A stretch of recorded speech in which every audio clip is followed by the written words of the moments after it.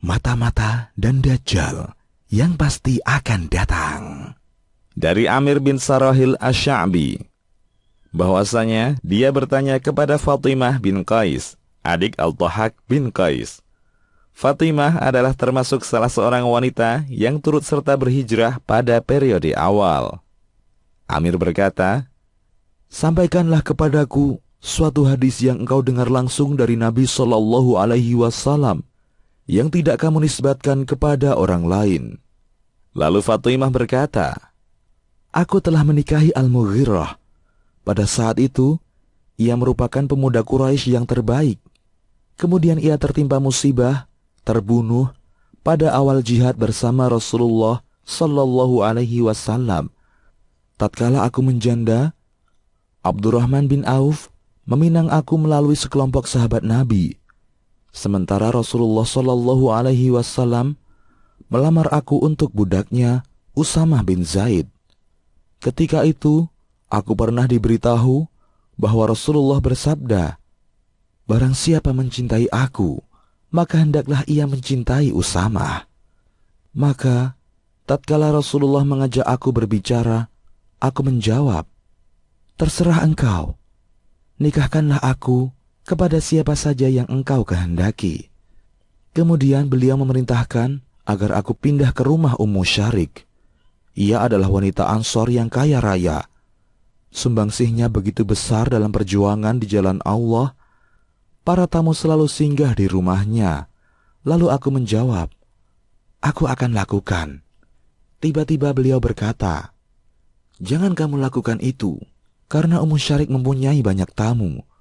Sementara aku tidak suka jika kain kerudungmu terlepas dan betismu tersingkap.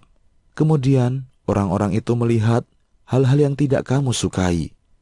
Akan tetapi, pindahlah ke rumah sepupumu, Abdullah bin Amr bin Umi Maktum.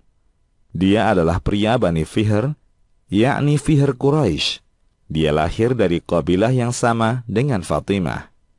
Kemudian aku pindah ke rumah sepupuku itu. Setelah masa iddahku selesai, aku mendengar seorang muazin berseru. Muazin Rasulullah Shallallahu Alaihi Wasallam itu menyeru untuk sholat jamaah. Lalu aku keluar menuju masjid. Kemudian sholat bersama Rasulullah. Pada waktu itu, aku berada pada shaf wanita paling depan. Tatkala Rasulullah telah menyelesaikan sholatnya, beliau duduk di atas mimbar sambil tertawa. Kemudian bersabda, hendaknya masing-masing orang tetap duduk di tempat sholatnya. Beliau melanjutkan, apakah kalian tahu kenapa aku mengumpulkan kalian? Mereka menjawab, Allah dan Rasulnya yang lebih tahu. Beliau bersabda, demi Allah, aku tidak mengumpulkan kalian untuk memberikan semangat dan bukan mengintimidasi. Aku mengumpulkan kalian karena Tamim Ad-Dari dulunya seorang Nasrani. Kemudian ia datang, berbaiat dan masuk Islam. Ia menceritakan kepadaku sebuah kisah yang sama seperti apa yang telah aku kisahkan kepada kalian tentang Dajjal. Ia bercerita bahwa ia pernah mengarungi laut dengan kapal laut bersama 30 orang dari suku Laham dan Juzam. Kemudian mereka dipermainkan ombak selama sebulan di tengah laut. Lalu mereka berlabuh di sebuah pulau di tengah laut hingga matahari akan terbenam. Kemudian mereka duduk-duduk di perahu kapal dan masuk ke pulau itu. Lalu, sesuatu yang berambut lebat dan tebal menemui mereka. Mereka tidak mengetahui nama bagian depan dan mana belakangnya, karena banyak rambutnya. Mereka bertanya, celaka, siapakah kamu? Ia menjawab, aku adalah Al-Jassasah, mata-mata. Mereka bertanya, apa itu Al-Jassasah? Ia menjawab, wahai kaum, pergilah ke pria yang berada di padepokan gua itu. Ia ingin sekali mendengar kabar dari kalian. Tamim berkata, tatkala binatang tadi menyebutkan seorang pria kepada kami pun takut kalau sekiranya pria itu setan. Kemudian kami bergegas pergi hingga memasuki gua itu.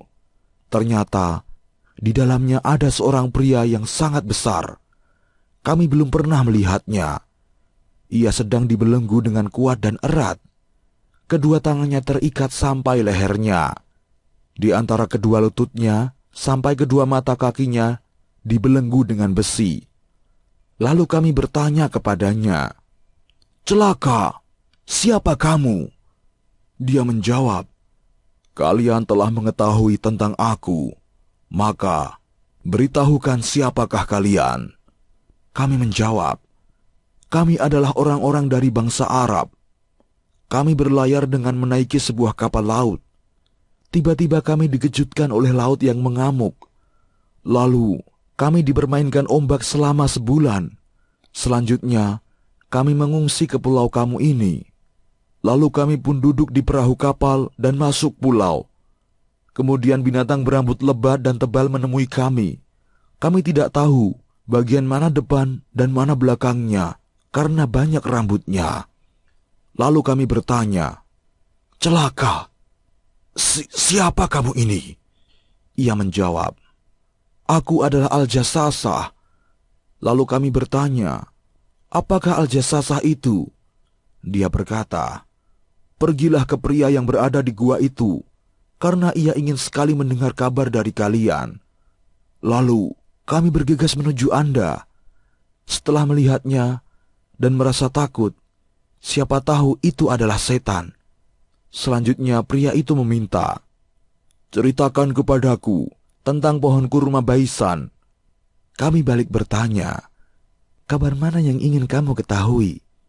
Ia menjawab, 'Aku bertanya kepada kalian, apakah pohon kurma tersebut sedang berbuah?' Kami menjawab, 'Ya.' Ia berkata, 'Bukankah ia hampir tidak berbuah?' Dia berkata, 'Ceritakanlah kepadaku tentang Danau At-Tabariyah.' Kami bertanya, 'Kabar mana yang ingin kamu ketahui?' Dia bertanya, 'Apakah di dalamnya masih ada air?' Mereka menjawab, 'Airnya banyak.' Dia berkata, 'Bukankah airnya hampir kering?' Pria itu meminta lagi, 'Ceritakan kepadaku tentang mata air Zuhar.' Mereka menjawab, 'Kabar mana yang ingin kamu ketahui?' Dia bertanya, 'Apakah di dalamnya masih ada air? Dan apakah penduduk sekitarnya bercocok tanam dengan airnya itu?' Kami menjawab, 'Ya, airnya banyak dan penduduk bercocok tanam dengan menggunakan airnya.' Ia berkata, 'Ceritakan kepadaku tentang nabi yang umi itu. Apa yang telah dia lakukan?' Mereka menjawab, 'Nabi itu telah keluar dari Mekah dan tinggal di Yathrib, Madinah.' Dia bertanya lagi, 'Apakah orang Arab memeranginya?' Kami menjawab, 'Ya.'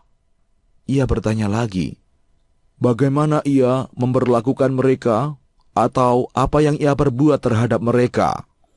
Kami pun menyampaikan bahwa Nabi tersebut telah menundukkan orang-orang Arab yang mendatanginya dan mereka taat kepadanya. Dia bertanya, 'Apakah hal itu telah terjadi?' Kami menjawab, 'Iya.' Ia berkata lagi, 'Ingatlah bahwa sebaiknya mereka mematuhinya. Dan aku memberitahukan kepada kalian tentang diriku.